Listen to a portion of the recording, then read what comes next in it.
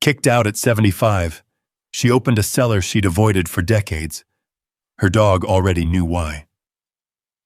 The wind cut across the empty fields as Martha Bell stood by the road with a single suitcase, watching strangers walk through her home like it already belonged to them.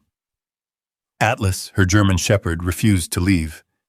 Instead, he stared past the house, toward something hidden behind it. Something she hadn't thought about in years. Have you ever ignored a feeling, only to realize later it was trying to protect you?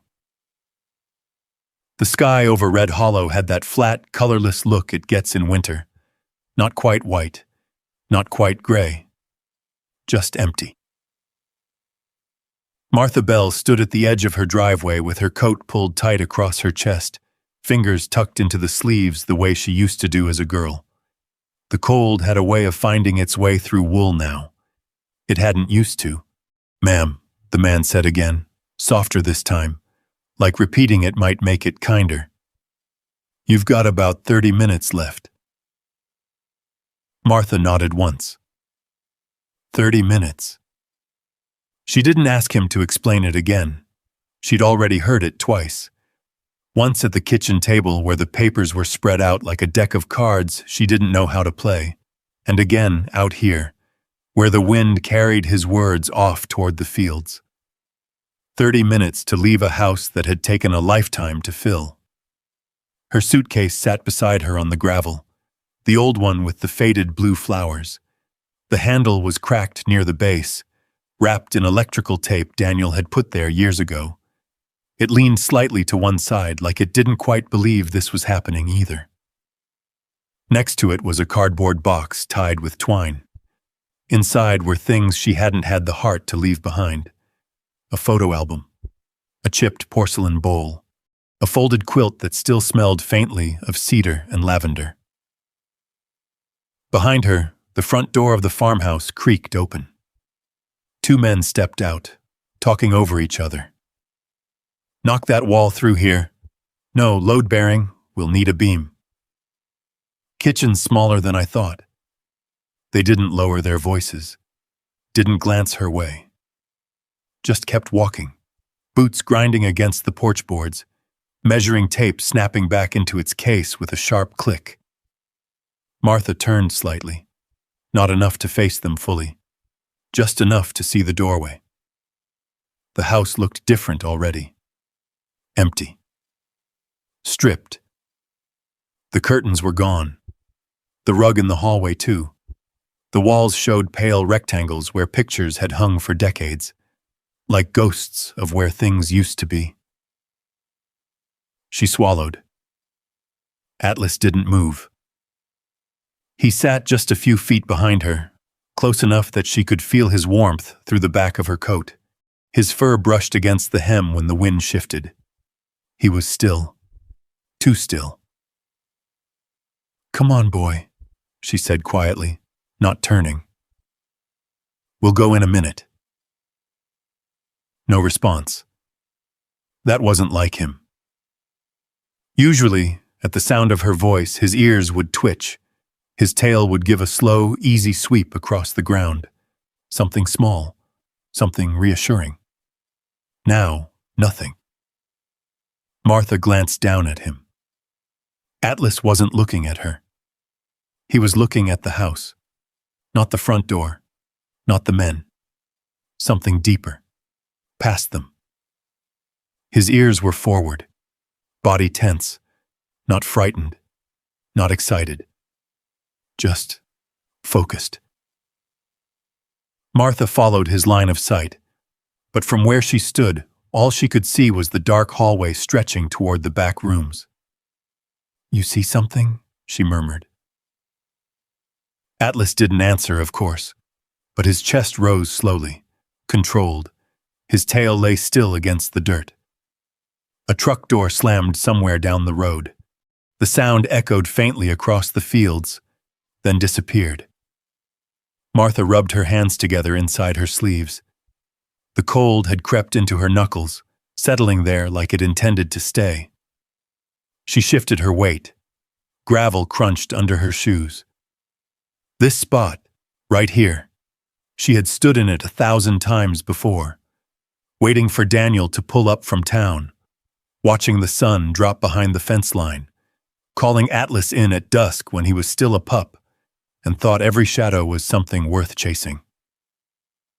Now it felt like borrowed ground. "Ma'am?" The man had stepped closer. Mid-40s, maybe. Clean coat, clean boots. The kind of man who didn't leave footprints he didn't mean to. "We'll need you to clear the property before the crew starts bringing equipment in." Property. Not house, not home. Martha nodded again. "I heard you," she said. Her voice came out steady. That surprised her. The man hesitated, as if expecting something else. A question. A protest. Maybe tears. When none came, he gave a short nod and turned away. Back toward the porch. Back toward the house. Martha watched him go. Then she looked at Atlas again. "Come on," she said, a little firmer this time. "Let's go." Atlas didn't move. The wind picked up, brushing through the dry grass along the fence line. It carried a faint smell with it. Dust, old wood, something metallic from the tools scattered near the porch. Martha took a step toward the suitcase. Atlas stood. For a second, she thought he was finally going to follow. Instead, he turned. Not toward the road. Toward the side of the house. His head lowered slightly, nose working the air. One slow step, then another. Martha frowned. Atlas. He kept going. Not fast, not wandering, intentional. She watched him move past the edge of the porch, along the narrow strip of dirt that ran beside the house. His body angled forward, ears still fixed, as if he were following something only he could hear. A strange feeling settled in her chest. Not fear. Not yet. Just a quiet, nagging sense that something wasn't lining up the way it should. Martha glanced once more at the men inside, their voices drifting out through the open door. Measuring, planning, already changing things that hadn't finished being hers. Then she looked back at Atlas. He had stopped now. Just out of sight, near the back corner of the house, standing still. Waiting. Martha tightened her coat and took a slow breath. 30 minutes, she thought. 30 minutes to leave. But Atlas wasn't leaving. And for the first time that morning, Martha felt it clearly. Something wasn't right. She just didn't know what it was yet. Not yet. Martha stood there a moment longer, the wind brushing past her ears, carrying the sound of voices from inside the house. "We'll gut this whole section. Yeah, open concept. Buyers like that." She closed her eyes briefly. Open concept. That kitchen had never been open, not in the way they meant. It had been warm, crowded, full of things that stayed where they were because someone needed them there. The kettle always sat just left of the stove. The drawer beneath it stuck halfway unless you lifted it slightly. Daniel had never fixed it. Said he liked knowing which one it was without looking. Martha opened her eyes again. Atlas was still at the side of the house. Waiting. She took a step after him, slow, careful, like she was testing whether she was still allowed to move freely on this land. Gravel shifted under her shoes. She glanced back once, at the suitcase, the box tied with twine, the front porch where the paint had peeled for years in the same places Daniel kept meaning to repaint. He used to say, "Spring, Martha. I'll get to it in spring." Spring came and went. Then came the hospital. The memory rose without asking. White walls, the steady hum of machines, the smell of antiseptic that never quite left your clothes. Daniel's hand in hers, lighter than it should have been. "Don't fuss over the house," he had told her one evening, voice barely more than breath. "It's just wood and nails."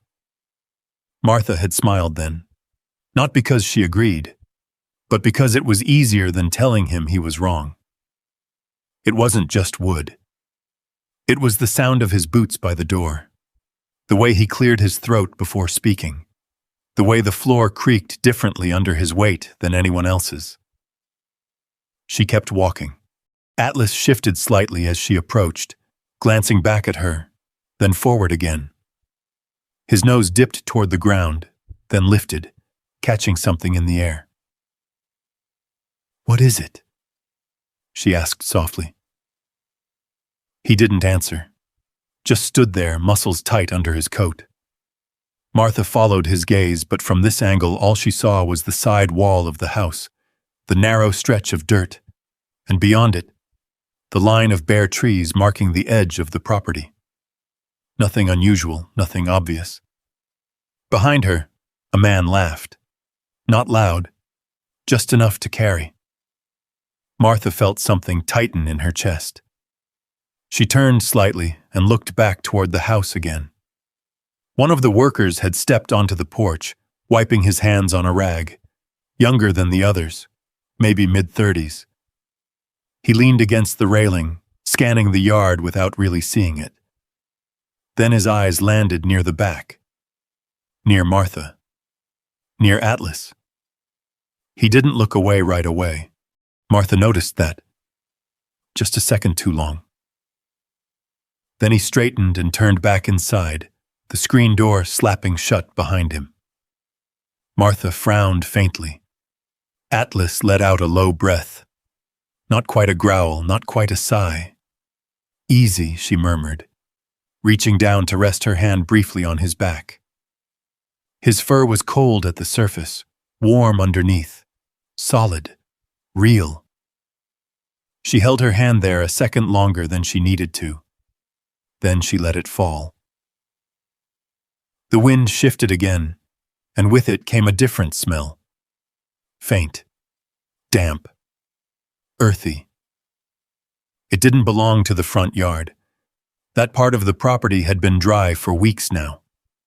Martha turned her head slightly. The scent seemed to drift from farther back, from behind the house, from where Atlas stood. She looked at him again. "You smell that?" Atlas's ears twitched. His tail lifted just a fraction, not wagging, just aware. Martha exhaled slowly. She hadn't meant to come this way. She had meant to leave, pick up the suitcase, walk down the road. Figure things out one step at a time, the way you did when there wasn't another option. But her feet hadn't followed that plan. Not yet. She took another step toward Atlas, then another. The ground changed underfoot. Gravel gave way to packed dirt, then to a thin layer of dead leaves that crunched softly with each step. The house blocked the wind here. It felt quieter. Too quiet. Martha stopped. She looked back one more time. The front yard seemed farther away now than it should have been. The suitcase, her suitcase, looked smaller from this angle, like it belonged to someone else. She turned back toward Atlas. He had moved a few feet ahead. Slow, deliberate, leading.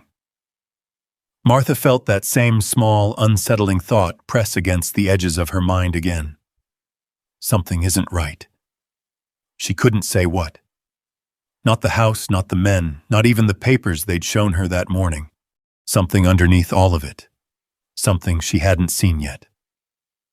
She drew her coat tighter and followed him, step by step, into the back of the property, where the ground dipped slightly and the grass grew uneven, where things hadn't been touched in years.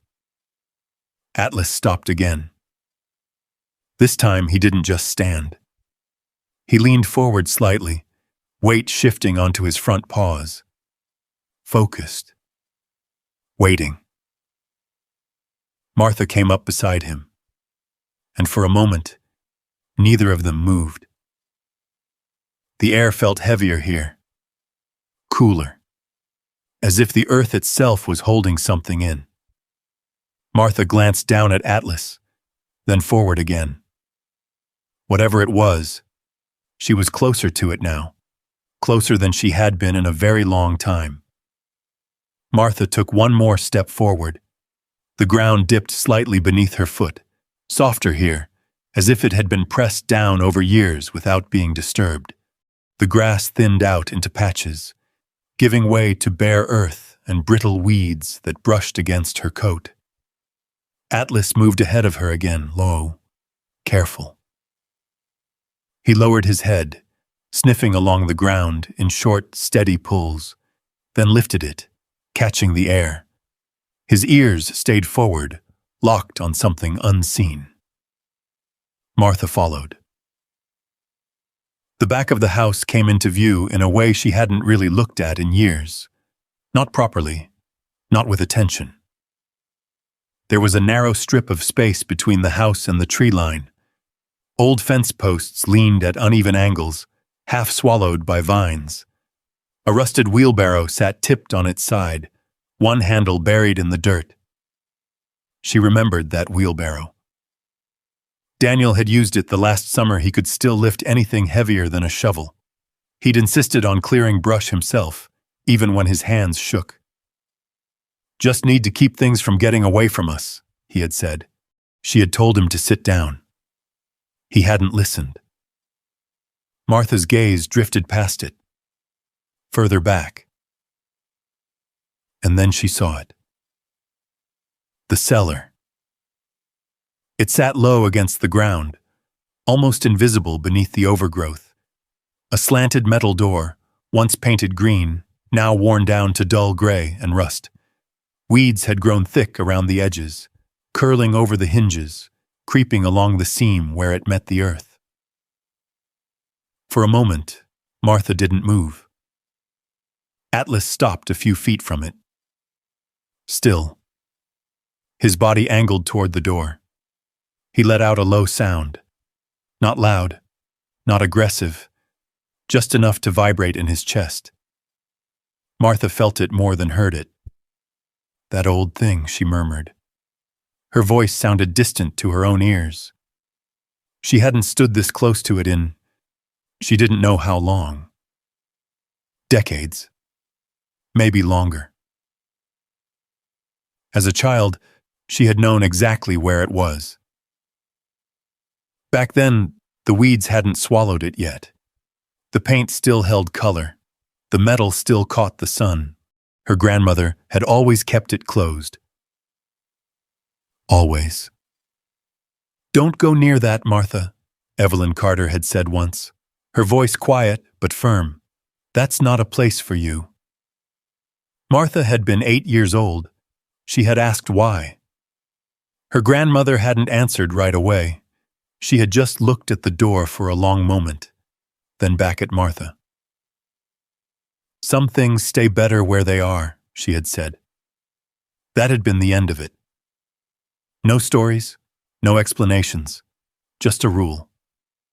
And Martha had followed it, through childhood, through marriage, through all the years that came and went. The cellar had simply become part of the background. Like a tree you stop noticing, or a creak in the floor that fades into silence. Until now. Atlas took one step closer, then another. His nose hovered just inches from the seam of the door. He inhaled sharply, then pulled back slightly, as if confirming something. Martha watched him. Her heart beat a little faster. "Atlas," she said softly. He didn't look at her. He placed one paw on the metal. Lightly. Testingly. Then he pulled it back and shifted his weight, his gaze fixed on the door. Waiting. Martha swallowed. The wind had died down completely back here. No sound from the road, no movement in the trees. Even the voices from the front of the house seemed muted now, as if they belonged to another place entirely. She stepped closer. The metal door loomed larger than she remembered. The hinges were thick, bolted deep into the concrete frame. A heavy iron latch sat across the front, dark with rust. She reached out without thinking. Her fingers hovered just above the surface. Cold. Even without touching it, she could feel it. Atlas let out another low sound. Not warning, not fear. Something else. Martha turned her head slightly, glancing back toward the house again. The younger worker from before had come back out onto the porch. He stood still this time, not leaning, not moving, watching, not her. The door. Martha's eyes narrowed just a fraction. There it was again. That same feeling. Something wasn't lining up. She looked back at the cellar, then at Atlas. "Why this?" she whispered. Atlas's tail shifted once. Slow, deliberate. He stepped closer to the door again and lowered his head, pressing his nose along the edge where the metal met the earth. His breathing deepened, steady and focused, like he had locked onto something buried beneath. Martha's hand dropped slightly. Her fingers brushed the metal this time. The cold shot through her skin, up into her wrist. She flinched, just a little. It wasn't just temperature. It was the stillness. The kind that didn't belong to something left alone. The kind that felt sealed. She pulled her hand back. Her chest rose and fell slowly. "I shouldn't," she murmured. The words came out of habit more than conviction. She had said them before. Years ago. Standing in this same place. Evelyn's voice had been behind her then. "Not that door, Martha." Martha had turned away. Every time. But now Atlas shifted again closer. His shoulder brushed against her leg. Grounding. Steady. She looked down at him. He finally met her eyes. Just for a second. There was no confusion in them. No hesitation. Only certainty. Martha felt something in her chest tighten. Not fear. Not exactly. Something older. Something that had been sitting quietly beneath everything else. She turned back to the door. Her fingers curled slightly at her sides. Behind her, the screen door at the front of the house slammed again. Voices rose, sharper this time. "Check the back. Yeah, make sure nothing's left." Martha's head tilted. They were moving, coming this way. Atlas heard it too. His ears flicked. His body stiffened. But he didn't step back. He stayed exactly where he was, between Martha and the door. Martha drew in a slow breath. 30 minutes. That's what they had given her. She glanced once more toward the house, then back at the cellar, at the rusted latch, at the place she had avoided her entire life. Something wasn't right, and whatever it was here. Waiting. Martha stood still for a moment, her hand hovering near the rusted latch, her breath shallow without her realizing it. Behind her, the sound of footsteps grew clearer, gravel shifting, voices getting closer. "Back here. Check around the side." She didn't turn around this time. Her eyes stayed on the cellar door, on the latch, on the thin line where metal met earth. Atlas moved closer, pressing his side gently against her leg. Not pushing. Just there, solid, anchoring her in place. Martha exhaled slowly. "I shouldn't," she said again, softer now.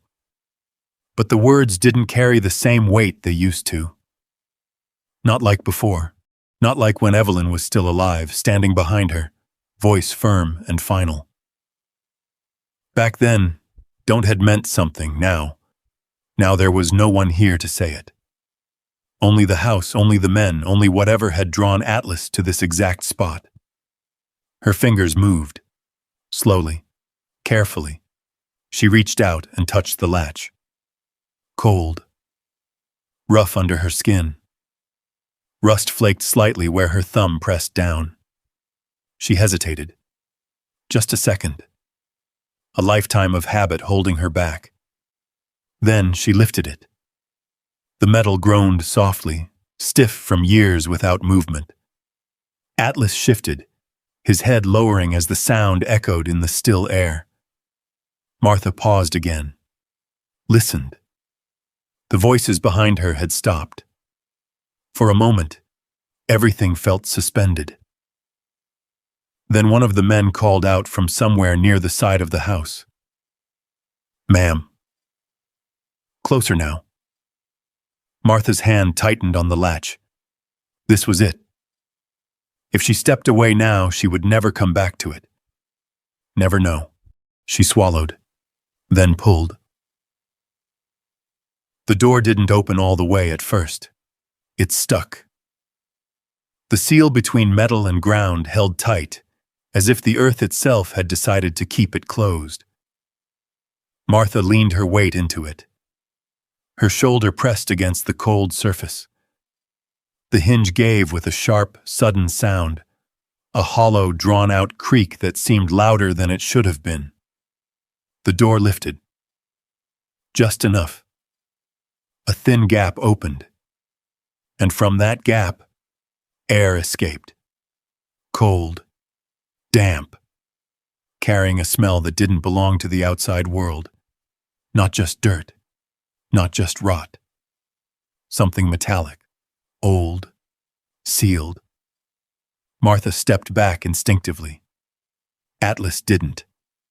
He leaned forward. Slow, careful. His nose dipped into the opening, drawing in the scent. His body went still again, but not uncertain. Focused. Martha stared at the dark space beneath the door. She could see only shadows. A narrow line of blackness where light didn't reach. Her heart began to beat faster. Not panic. Not yet. Just the weight of something unknown sitting right in front of her. Behind her, footsteps crunched closer. Ma'am, we're gonna need you to... Martha didn't wait to hear the rest. She bent down and gripped the edge of the door with both hands. Her fingers slipped once against the rust, then held. She pulled. The door lifted higher this time, the hinge protesting with a long, scraping sound that seemed to vibrate through the ground beneath her feet. The opening widened. Darkness spread beneath it. Deep still. Atlas stepped forward. One paw, then another. He didn't rush, didn't hesitate, just moved with that same quiet certainty he'd had since the moment he left her side. Martha watched him go. A flicker of doubt crossed her face. Then she leaned forward and looked inside. A set of narrow steps led down into the dark. Wood. Old. Worn smooth in places where feet had once passed over them, but not recently. The air rising from below was colder than the air outside. It brushed against her face, carrying that same scent. Metal. Earth.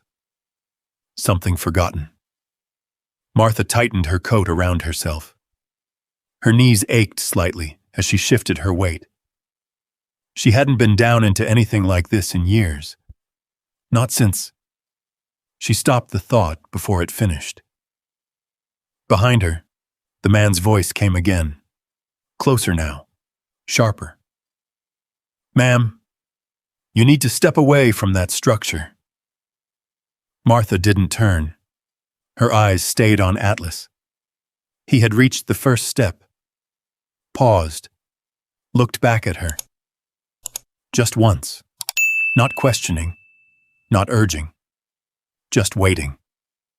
Martha felt it then, clearer than before. That quiet pull.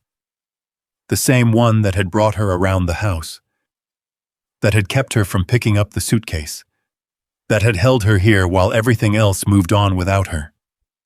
She took a breath, then another, and placed her foot on the first step. The wood creaked under her weight. Soft, but steady. Atlas moved again as soon as she did. One step down, then another. Martha followed. Slow, careful. The light from above stretched down into the opening, casting long shadows along the walls. The deeper she stepped, the more the outside world faded. The voices, the wind, the sound of boots on gravel. All of it softened, until there was only the narrow space around her, and the sound of her own breathing. Atlas reached the bottom first. He stepped off the last stair and stood still, scanning the darkness ahead. Martha descended the final step and paused. Her hand rested lightly against the wall beside her. Cold, solid, not dirt, not wood, something harder. She frowned slightly. The space didn't feel the way she expected it to. Didn't smell like an old storage cellar. Didn't sound like one either. Her breath echoed differently, shorter, contained. Atlas moved a few steps forward, his nails clicking faintly against the surface beneath him. Not soil. Something flat. Martha's eyes adjusted slowly to the dim light. Shapes began to form. Lines, edges, structure. She took one cautious step forward, then another. The darkness began to give way, and something about this place felt wrong. Not dangerous, not yet, but wrong. In a way she couldn't name, not yet. Martha stood at the bottom of the steps, her eyes slowly adjusting to the dim, gray light that filtered down from above. It wasn't much, just enough to trace shapes. Atlas moved ahead of her. His steps were quiet now, measured. He didn't wander, didn't circle. He followed a line. Martha took another step forward. Her shoe met the ground with a faint, hollow sound. She froze. That wasn't dirt. She shifted her weight again. Listened. The sound came back. Flat, solid. Her eyes narrowed slightly. She reached down, brushing her fingers along the surface beneath her. Cold. Smooth. Concrete. Martha pulled her hand back slowly. "This isn't right," she murmured. "The cellar should have been packed earth, maybe stone, something old, uneven. But this had been built, deliberately." Atlas stopped a few feet ahead and turned slightly, his body angled toward the far wall. Martha followed his gaze. At first, she saw only shadows. Then edges began to form, straight lines, stacked shapes. She stepped closer, and the room revealed itself. Shelves ran along the walls, not makeshift boards or rough wood, but solid, anchored frames, reinforced. On them sat crates, dozens of them, each one sealed tight. Metal clasps, wood darkened with age. Dust lay thick across the tops, undisturbed. Martha's breath slowed, her chest tightened. "This wasn't for food," she said under her breath. Atlas moved again. He passed the crates without stopping. Didn't sniff them. Didn't hesitate. He was looking for something else. Martha turned slowly in place, taking it all in. The walls, smooth, poured concrete. Not the kind you found in a farmhouse built decades ago. Not something Daniel or anyone in this town would have done without reason. Her eyes settled on the far corner. There. A steel cabinet. Tall. Bolted into the floor. It stood slightly apart from the rest of the room, as if placed with intention. Atlas approached it. Slow. Focused. He sniffed along the base, then moved to the side. Paused. His head tilted. Martha watched him carefully now. He wasn't just reacting. He was searching. Atlas pressed his nose against the wall beside the cabinet. Not the cabinet itself. The wall. He inhaled once. Twice. Then he lifted his paw and scratched. A short, sharp sound. Wood. Not concrete. Martha stepped closer. Her pulse picked up. "What is it?" she asked quietly.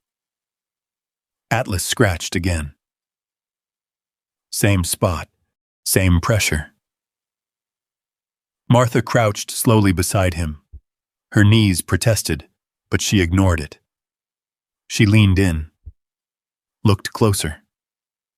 There, just beside the cabinet, was a section of paneling. It had been painted over at some point, blended into the wall. But now that she was looking, she could see it. A seam. Thin. Almost invisible. Her fingers moved toward it. Hesitated. Then pressed lightly. The panel didn't give, but it didn't feel solid either. Martha slid her hand along the edge, feeling for any weakness, any shift. Her nail caught slightly in a narrow gap. She pressed again. Harder this time. The panel moved. Just a fraction. Martha pulled her hand back slightly. Her breath caught. Atlas leaned closer, his body tense with anticipation. "All right," she whispered, more to herself than to him. She gripped the edge of the panel with both hands. Pulled. It resisted at first. Then, slowly, it gave. A soft cracking sound echoed through the room as the seal broke. The panel loosened. Martha shifted her weight and pulled again. This time it came free. Not completely, but enough. She set it aside carefully. Behind it, a hollow space, small, hidden. Her heart began to pound now, not from fear, from something else, something sharper. Martha reached inside.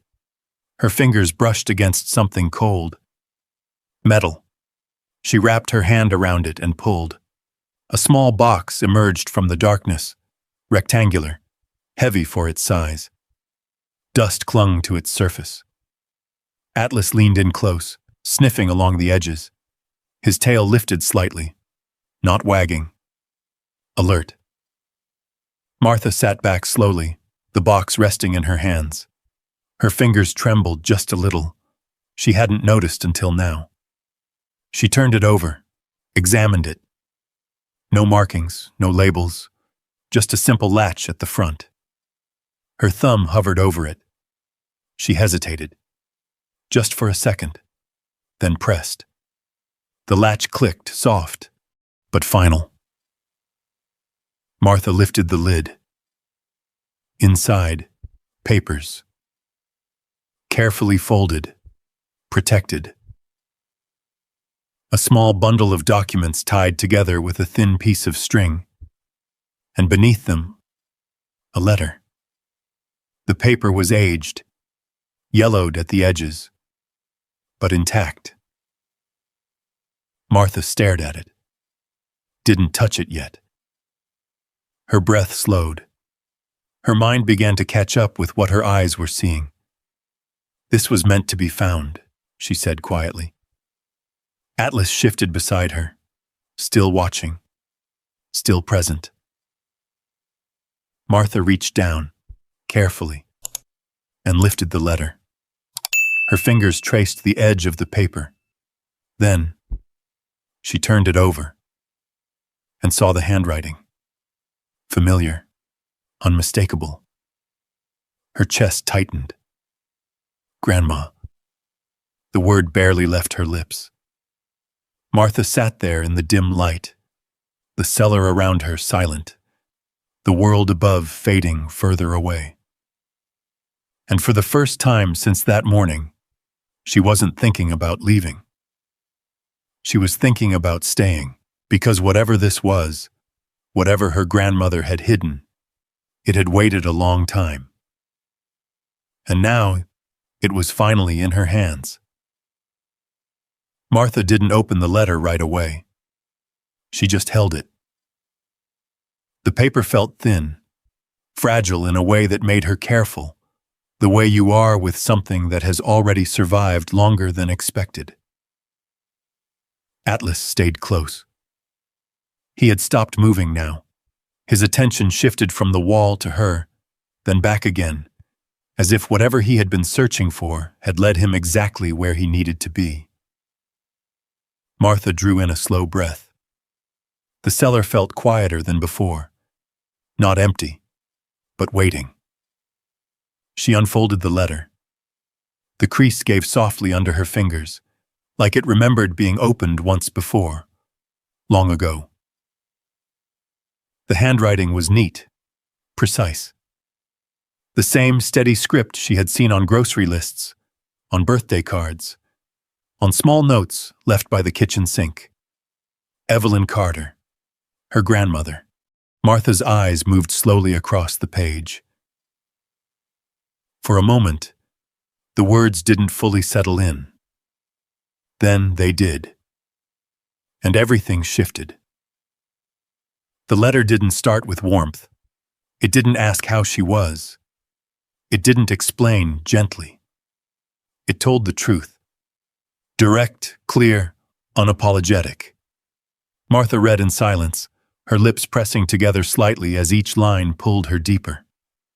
Years ago, before Martha had even been born, her grandmother had worked for a land company just outside Red Hollow, a company that handled property transfers, loans, foreclosures. On paper, it was all legal, orderly, clean, but it hadn't been. Not really. Martha's fingers tightened slightly around the page. Evelyn had seen it, the patterns, the names. Families who lost land not because they failed, but because the system around them was designed to make them fail. Documents altered, deadlines shifted, notices delayed until it was too late. Land taken quietly, then resold. Profit made where there had once been homes. Martha swallowed. The cellar felt colder. The letter continued. Evelyn hadn't reported it. Not right away. She had gathered things instead. Copies. Records, proof, carefully, quietly, over time. Martha's breathing slowed, her focus sharpening as the pieces began to fall into place. The crates, the reinforced walls, this wasn't just a place to hide things. It was a place to keep something safe, something important enough to build around. Her eyes moved to the next part. Evelyn had hidden everything here, beneath the house, beneath the land. She had waited. Not for herself, but for a moment. A specific moment. Martha's chest tightened. She kept reading. If this land is ever taken again, the words seemed heavier somehow, then it means they never stopped. Martha stared at the line. Her hand trembled just slightly.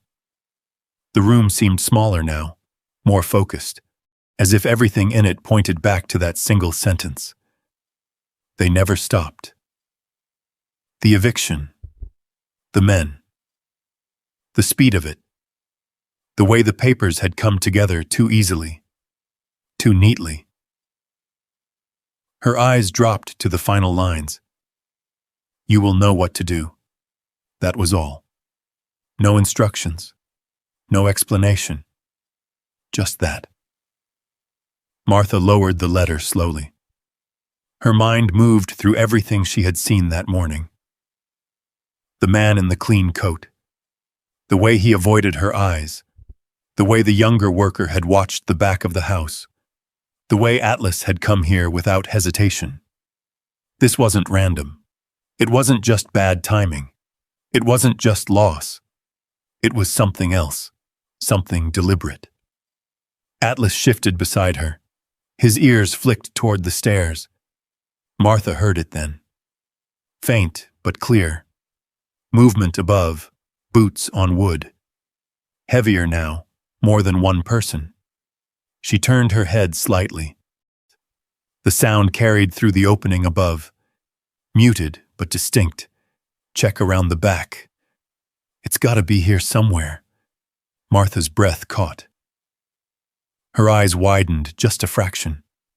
They're looking, she whispered. Not guessing. Knowing. Atlas stood. Fully now. His body angled toward the stairs. Protective. Still. Martha looked back down at the letter, at the documents still resting inside the box. Her mind moved faster now. Connecting things. Seeing what she hadn't seen before. They didn't come for the house, she said quietly. The words settled in the air. Atlas didn't move, but his focus sharpened. Martha folded the letter carefully. Not rushed, not careless. Even now, she handled it the way her grandmother would have. Deliberate. Respectful. She placed it back in the box for a moment, then paused. No. That didn't feel right. She took it back out. Held it against her coat. Close. The sounds above grew louder. Closer to the back of the house. Closer to the cellar. Martha's chest tightened again. But this time, it wasn't confusion. It was clarity. The kind that arrives all at once, uninvited, unavoidable. They know, she said softly. Atlas's head turned slightly toward her, as if he understood more than the words. Martha looked around the room again. Not as someone discovering it now, but as someone seeing it for what it was. A hidden place. A safeguard.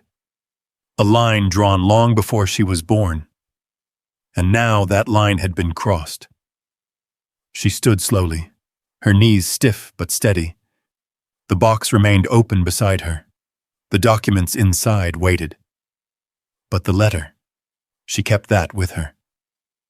Her hand rested over it instinctively, as if it belonged there, above her heart. Atlas moved closer, closer than before. His body brushed against her leg again, not just guiding now, guarding. Martha lifted her eyes toward the stairs. The light above seemed thinner, interrupted, shadows moving across it. She drew in one steady breath, then another. Something inside her shifted.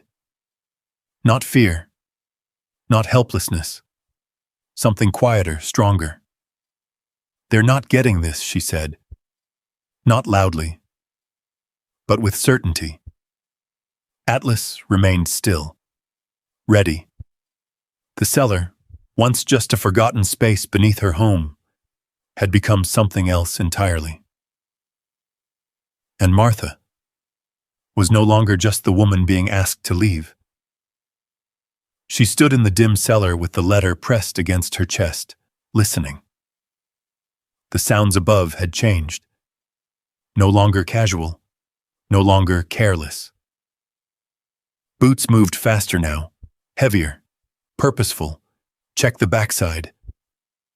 There's something down here, so I'm telling you. Martha's jaw tightened. Atlas shifted in front of her, his body now squarely between her and the stairs. His ears stayed fixed upward, every muscle in him alert.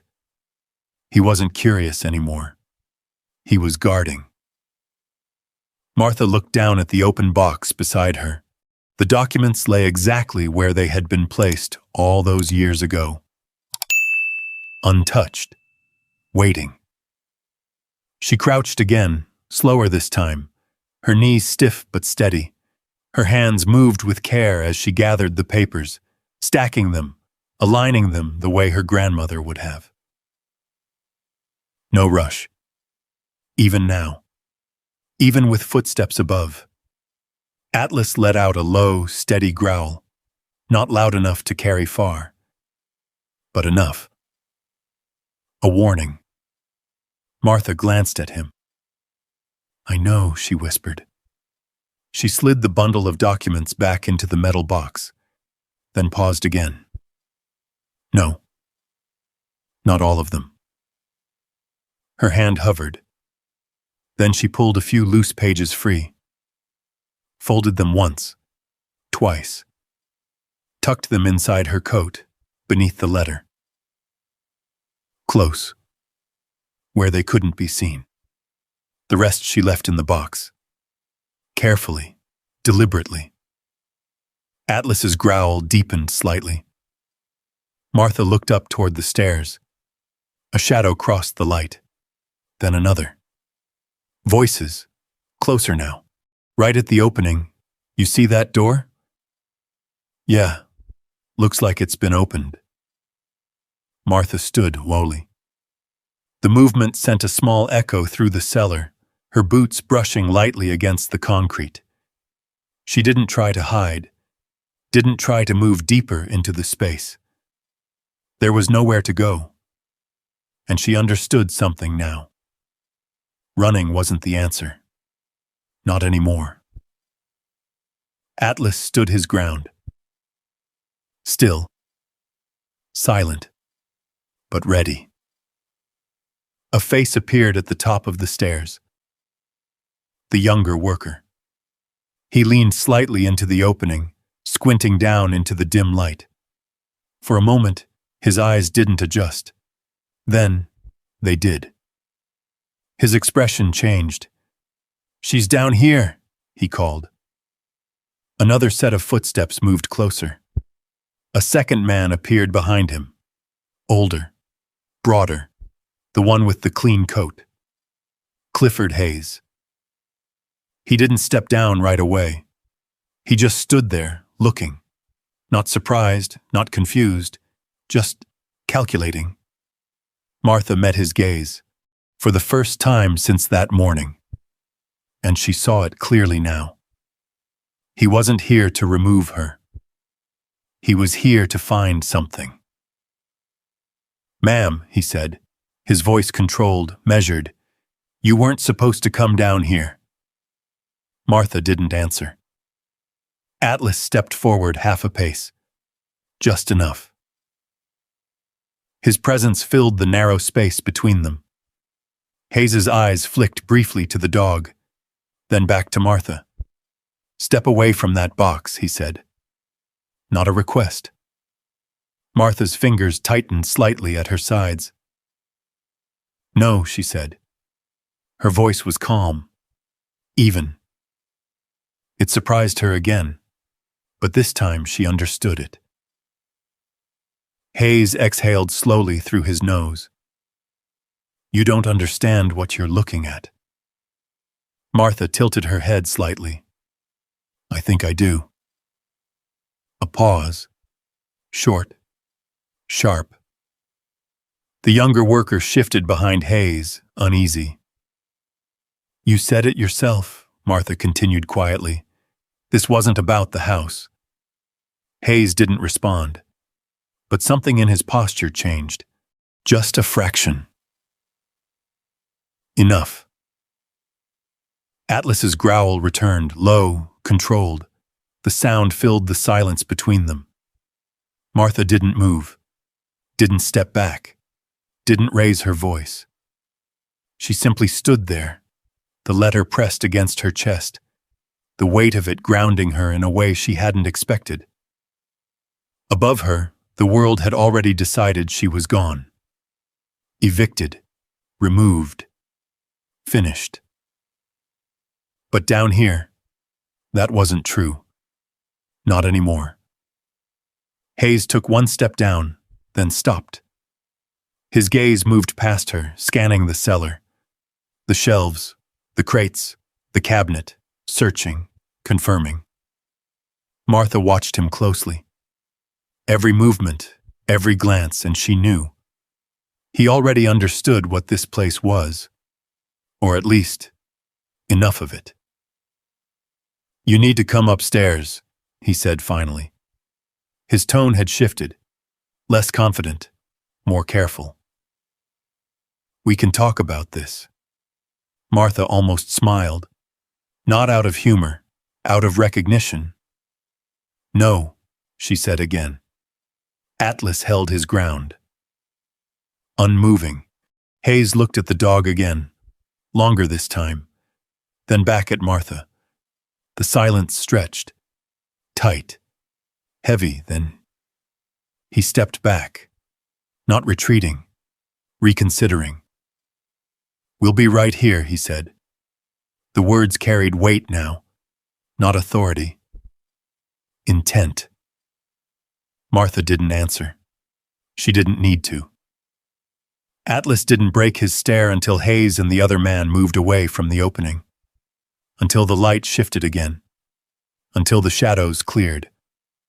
Only then did the growl fade. Martha let out a slow breath.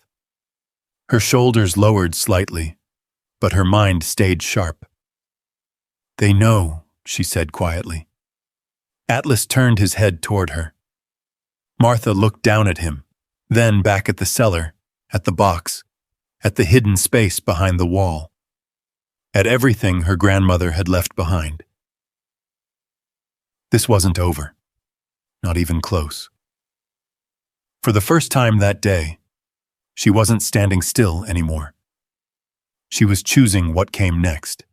Martha bent and closed the metal box with both hands, careful not to pinch the papers inside. The latch clicked, small and certain. She slid the panel back into place behind the cabinet, pressing it until it sat flush. From a step away, it looked like nothing had ever been disturbed. Atlas watched her, head low, eyes steady. "All right," she said softly. She turned toward the stairs. The light above looked thinner now, as if the day had shifted while she was below. Dust floated in the beam, slow and lazy.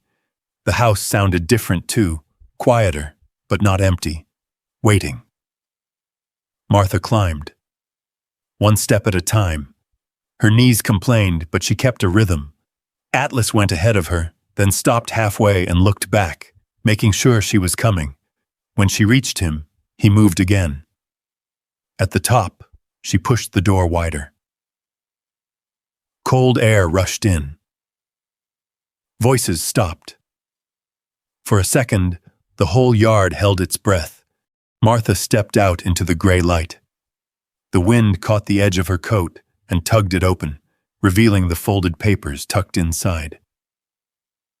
Clifford Hayes stood a few yards away, near the back corner of the house. The younger worker lingered behind him, uncertain, shifting his weight from one boot to the other. Hayes didn't smile. He didn't frown.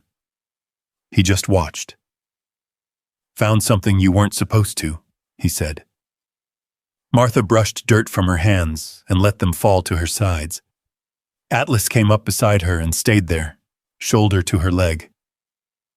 "I found what was already here," she said. Hayes took a step closer.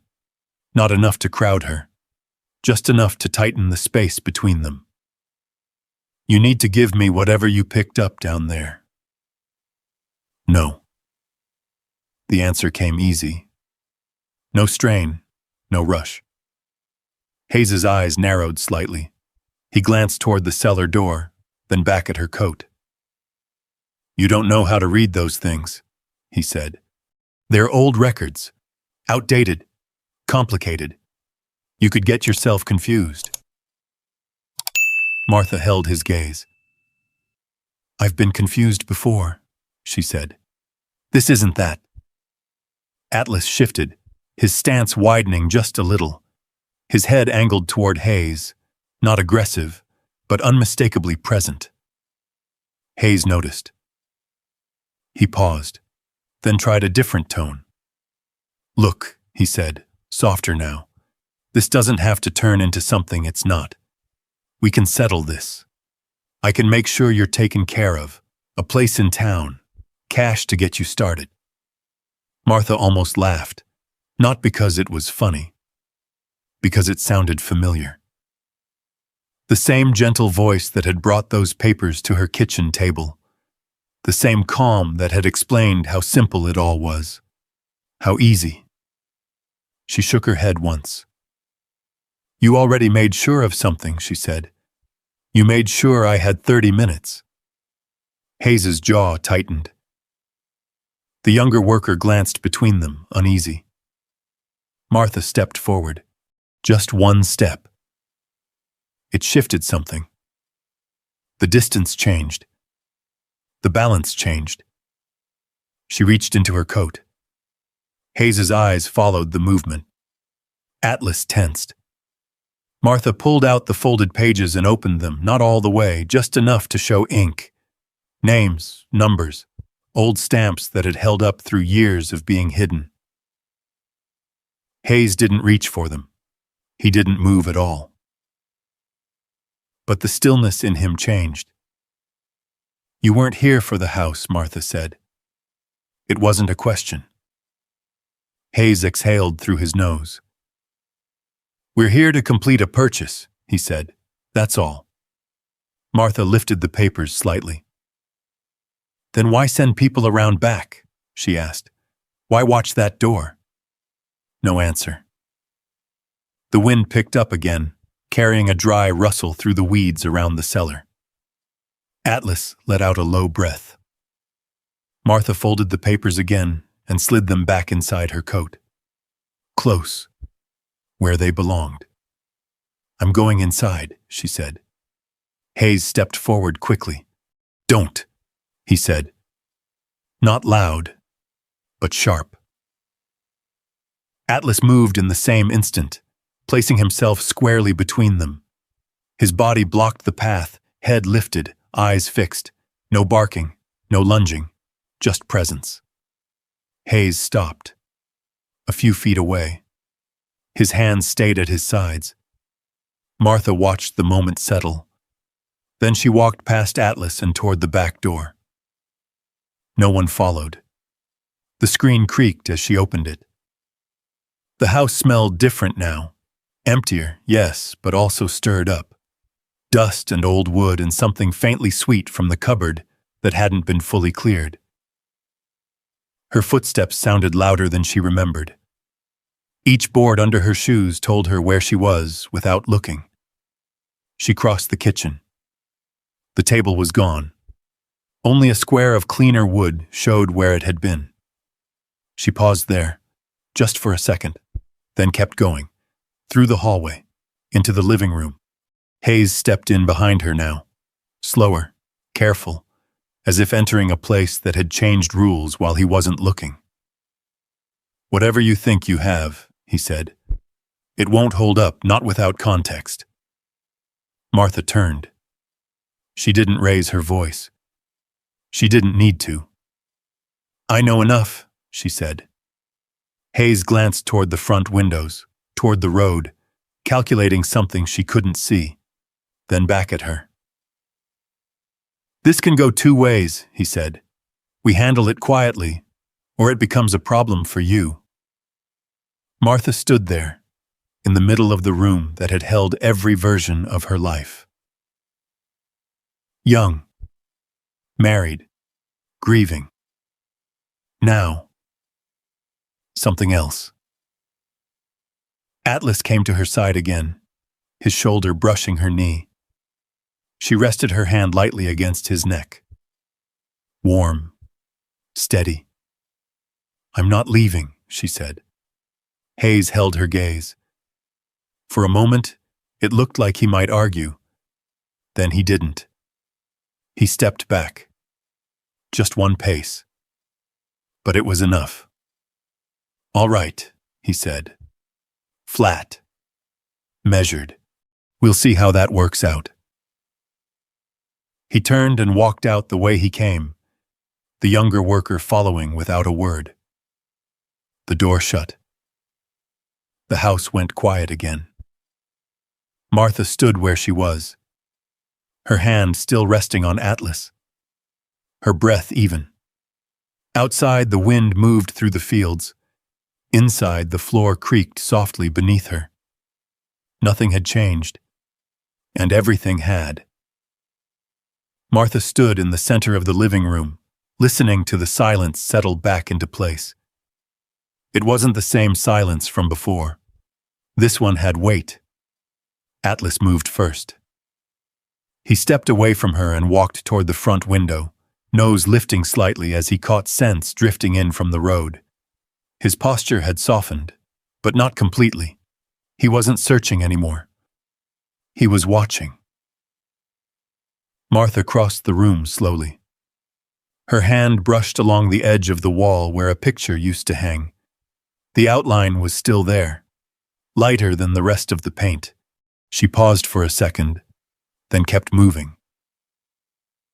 She knew what she needed to do.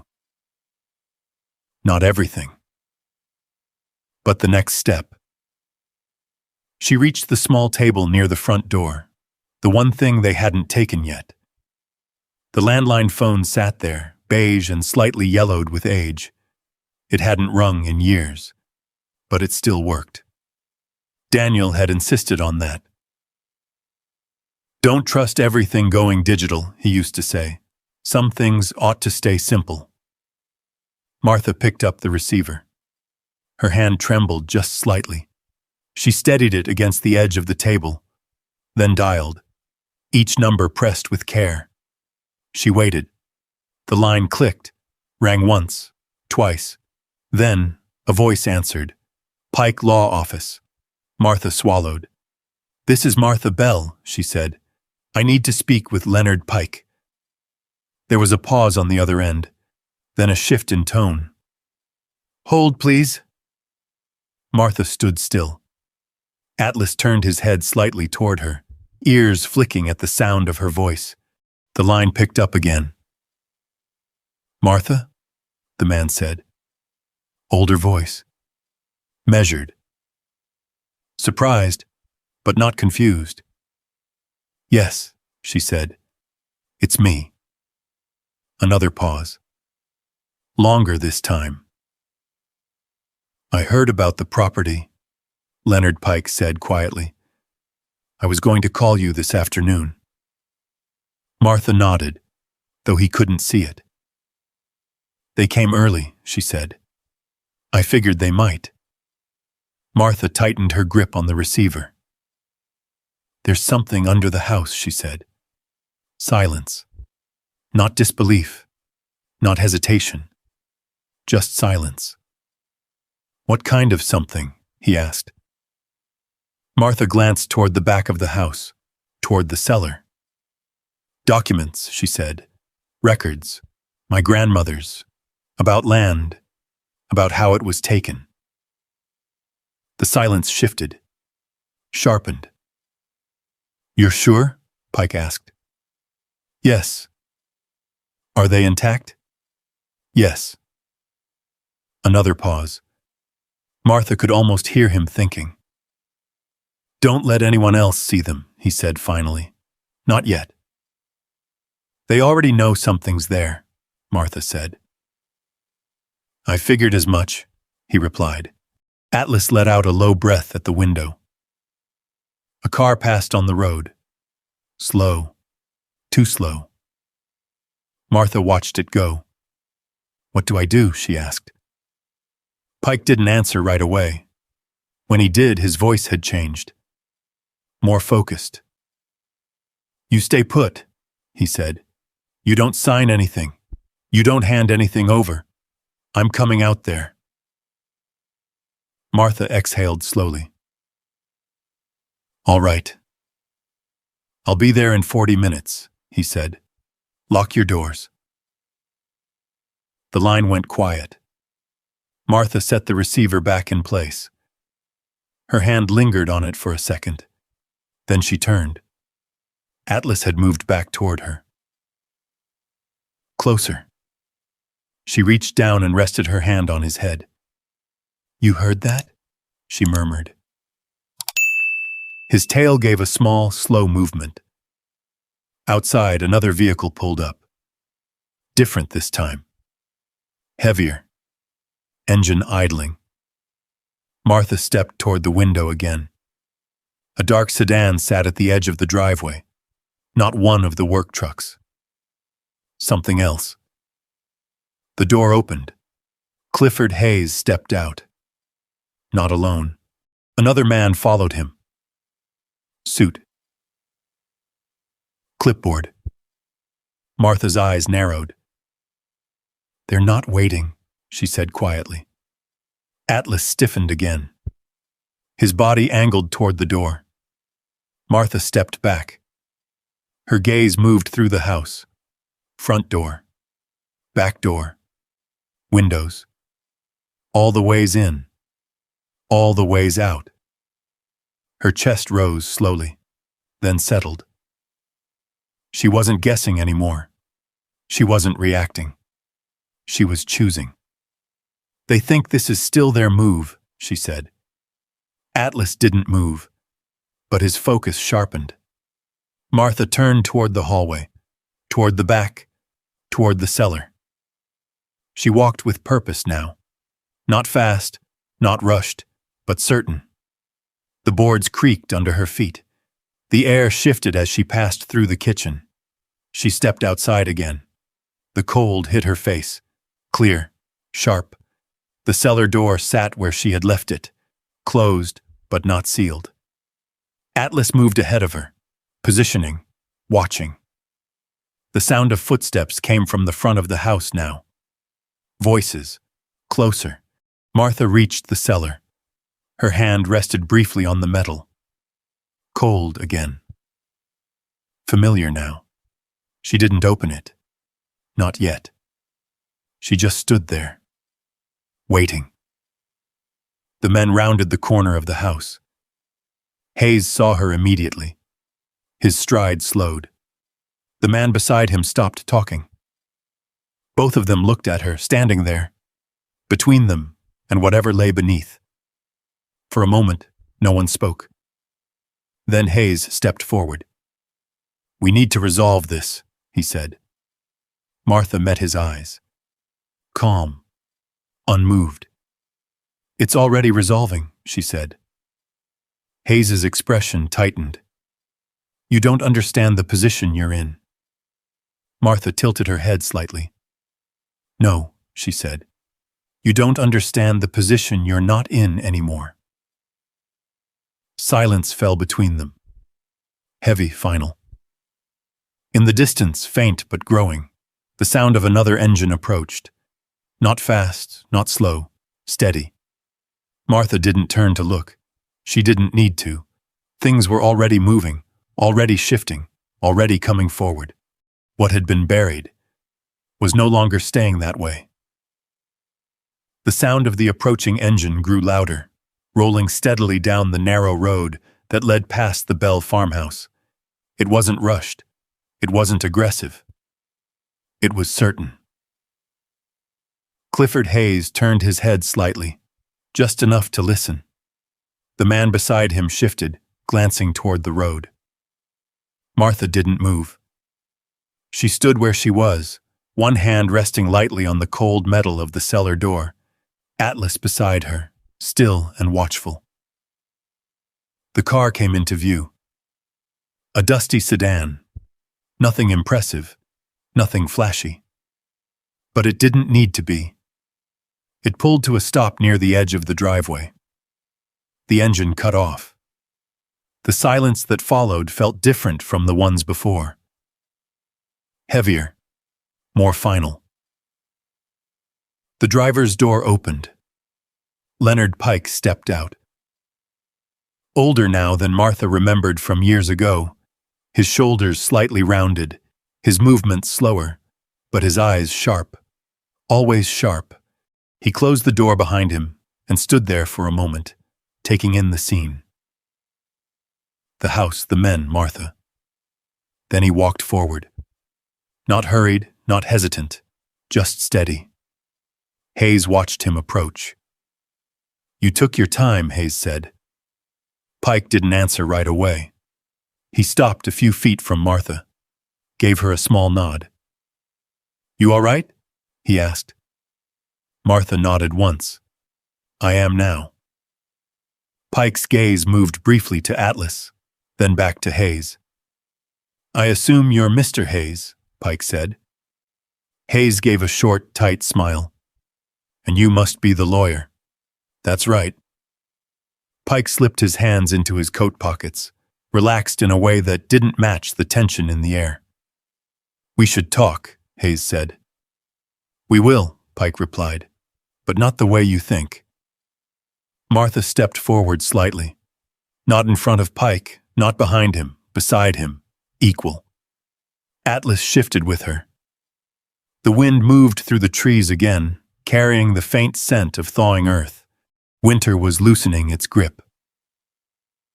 Slowly, but surely. Hayes glanced at the cellar door, then back at Martha. "You really think this changes anything?" he asked. Martha held his gaze. "Yes," she said. No hesitation. No doubt. Pike reached into his coat and pulled out a small leather folder. He opened it. Carefully. Inside were papers. Clean, modern, but waiting for something older. "Let's keep this simple," Pike said. "Anything found on this property that relates to prior ownership or land transfer disputes is subject to legal review, which means no one removes anything until that process begins." Hayes's expression didn't change, but something behind his eyes did. A calculation. A shift. "You're making assumptions," he said. Pike shrugged lightly. "And you've been making moves," he replied. "Let's see which holds up." The silence stretched again. This time it didn't feel like pressure. It felt like space, like something opening. Martha looked down at the cellar door, then at Atlas. His posture had softened, not relaxed completely, but no longer braced. She let her hand slide off the metal. The cold didn't sting the same way anymore. Behind them, another car approached, then another. Word had started to move. People from town. Curious, concerned, drawn by something they didn't fully understand yet. Hayes noticed. Of course he did. He took a step back.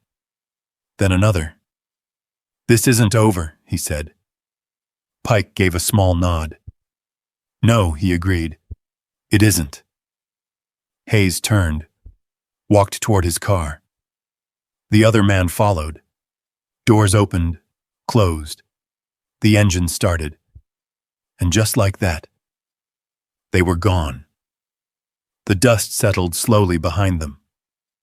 Martha stood in the quiet that followed, the kind of quiet that doesn't press down, the kind that lifts. Atlas sat beside her. For the first time since morning, he let out a long, slow breath. Martha rested her hand on his head. "You knew," she said softly. He didn't answer. He didn't need to. Months passed. Not quickly, not cleanly, but steadily. Spring came to Red Hollow in soft layers. The fields turned green again. The trees filled out. And the farmhouse stayed. Work had been done. Repairs, restorations. Not to make it new, but to let it breathe again. Martha sat on the porch one morning, a mug of coffee warming her hands, the same chipped mug she had used for years.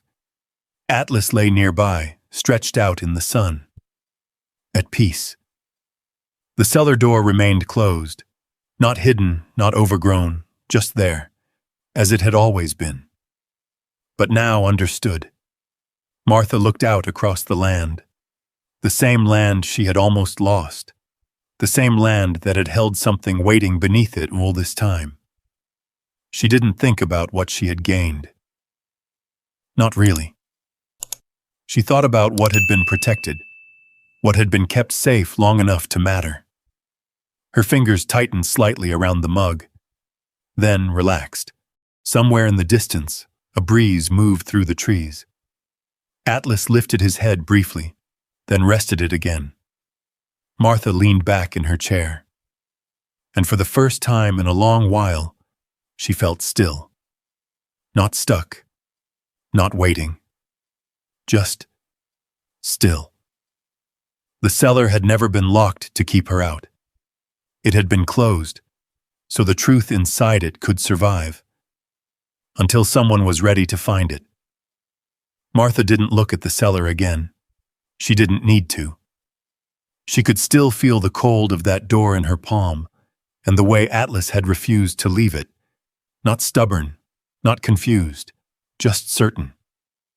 All those years, she'd walked past it. Listened to a warning she didn't understand and just take the wrong quiet, but Alad hadn't. He hadn't cared about promises or paperwork or what makes sense on the surface. He followed something simpler, something deeper, the way a dog does when it knows a place isn't just a place. Martha took a slow sip of her coffee, the pot dragged under her feet, the same way it always had, same pause, same view. But she wasn't the same woman sitting there anymore. She wasn't holding on to what she lost. She was holding on to what had been kept for her long before she knew she needed. Alasip stepped beside her, resting his head across her boot, and for a moment she closed her eyes, not to remember, just to feel it all settle. Because sometimes the thing you've been taught to avoid your whole life is the very thing that was waiting to protect you. And if she hadn't stopped that morning, if she had just walked away like they expected, how much of her life would be taken with that door still closed?